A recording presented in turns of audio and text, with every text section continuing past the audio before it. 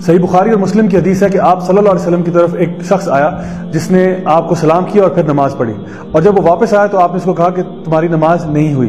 دوبارہ جا کے اس نے نماز پڑھی، پھر آپ نے یہی فرمایا کہ تمہاری نماز جاؤ جا کے دوبارہ پڑھو، تمہاری نماز نہیں ہوئی، اور تھرڈ دفعہ پھر اس کو یہی کہا کہ تمہاری نماز نہیں ہوئی۔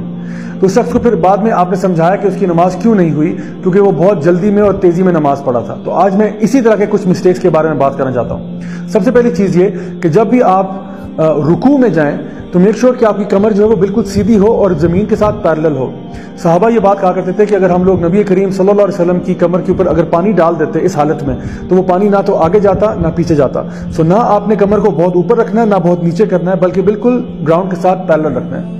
دوسری چیز یہ کہ جب آپ سجدے کی حالت میں جائیں تو اکثر میں نے دیکھا کہ کچھ لوگ اپنے پیچھے سے پاؤں کو اٹھا دیتے ہیں، تو پاؤں کو نہیں اٹھانا، ان کو زمین کے ساتھ ہی لگے رہنے دینا ہے۔ پاؤں کو جوڑ کے رکھیں اور زمین کے ساتھ لگا کے رکھیں تاکہ آپ کے ٹوز جو ہیں they are pointing towards the قبلہ اٹسیلف۔ تیسری چیز یہ کہ کچھ لوگ نماز بہت جلدی میں پڑھتے ہیں، جلدی سے الحمدللہ، جلدی سے اگلی سورہ، جلدی سے رکوع، جلدی سے پھر کھڑے، پھر اس کے بعد سجدہ، پھر اتنی تیزی میں پڑھتے ہیں تو واقعی بھی ایسی نماز یعنی ہم بہت خراب کر دیتے ہیں اس طرح کی نماز کو۔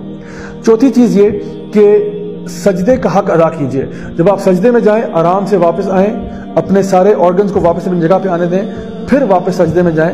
کچھ میں نے لوگوں کو دیکھا کہ وہ سجدہ کرتے ہوئے لٹرلی اس کو میں کہتا ہوں ڈبل ٹیپ کرتے ہیں، ایک دفعہ دو، یعنی فوراً جا کے جس طرح زمین کے اوپر ٹکر مار کے دوبارہ ٹکر مار کے واپس، اس طرح نہیں کرنا، سجدے کا بھی پورا حق ادا کریں۔ And last but not the least, اکثر ہم دیکھتے ہیں کہ لوگ جو ہیں وہ سن 1945 سے لے کے آج تک سبحان اللہ سورہ فاتحہ کے بعد سورہ اخلاص ہی پڑھ رہے ہیں۔ تو پلیز اپنے نالج کو تھوڑا سا انکریز کریں، زیادہ سے زیادہ صورتیں یاد کریں تاکہ ان کو آپ نماز میں پڑھ سکیں، تاکہ آپ کی نماز زیادہ سے زیادہ خوبصورت ہو سکے۔